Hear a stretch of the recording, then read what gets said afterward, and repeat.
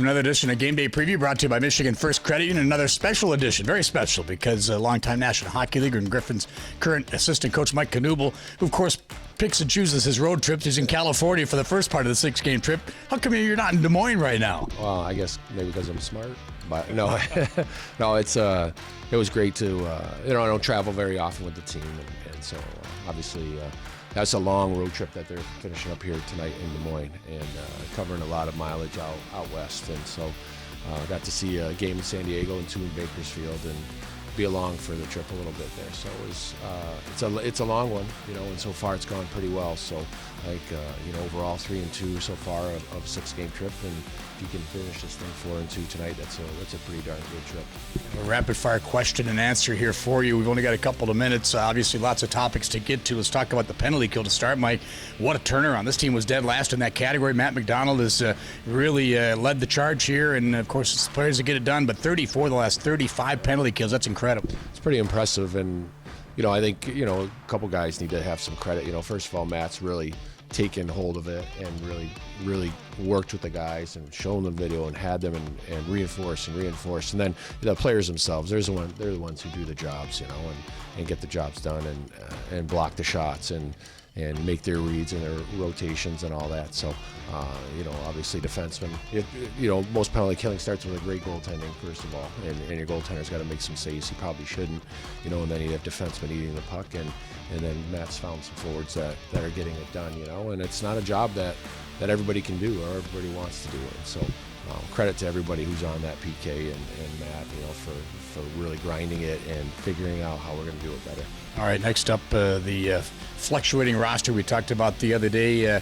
My goodness, as coaches, it's challenging too. So many guys going up, so many guys coming down, players being sent to Toledo, injuries, etc. There's been a whole bunch of that going on here in the last few weeks. Yeah, it's very interesting, to watch Ben operate, when he almost needs a hockey ops person to coordinate all this travel. And it's, you guys are coming, guys are going, guys are leaving. Somebody needs a car service to another airport because, they're going all over the place. So, yeah, it's really interesting. Even working out guys per diem and how many days they were here and what the money they're entitled to, and guys have too much or guys don't have enough, and it's kind of crazy. But I think it was interesting on that trip. I mean, Ben would spend a lot of his day, on the phone with Kelly here in Grand Rapids or Lisa in Detroit, trying to figure out who's going where and coordinating things. So you didn't know all the time. Like every morning, it was who's coming in, who's coming out, and all that. So it can be frustrating though when you're coaching. But I think at this level in the American League, it's part of the business and part of the job. And your lineup just fluctuates all the time, and that's the way it is. Yeah, no doubt, challenging a few coaches to decide who's in, who's out. Although some nights you don't have any choice because you're left with the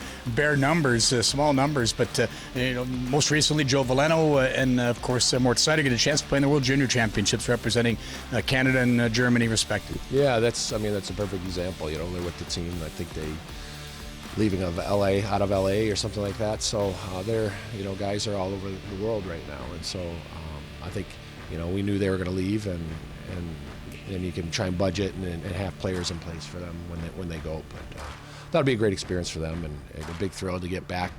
They're so young, at this level. Everybody's kind of older, and men, and you're going to get back with their peers and the guys they know, and I'm sure it's pretty refreshing for them as well. Let's finish off on a couple of additions to the team right now, and big ones, no question. Everybody knows Eric Tangradi. It seems like his game maybe is more suited for the North American style. He was overseas in Europe, decided to step away from there, and thank goodness for us he comes back home, where he helped lead a Griffins team to a Calder Cup in 2017. Yeah, you try to make a go of it a little bit in the Russian league there, and it's a little bit chaotic in that league, and things weren't working out, and it's a tough place to play. So I think we're happy to have him back here. He's been great since he's been back. He's been great on the ice, and then he's a good presence in the locker room. He's certainly a personality in the locker room, being a veteran guy, and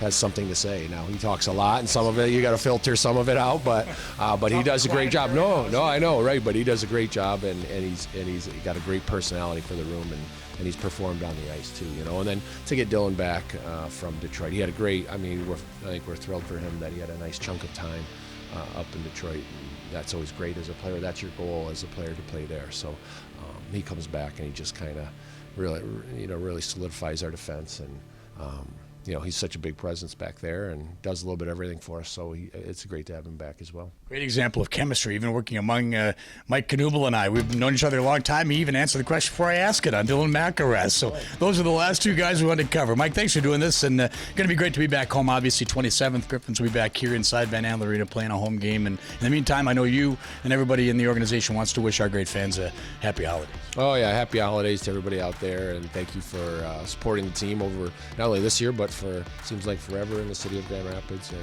have a safe and happy holiday season. All right, tonight, enjoy Joe O'Donnell. He'll have the play-by-play of the game for you in Des Moines. Griffins and Iowa Wild, 7:45 on Wood Radio for pregame coverage. In the meantime, Merry Christmas, everybody.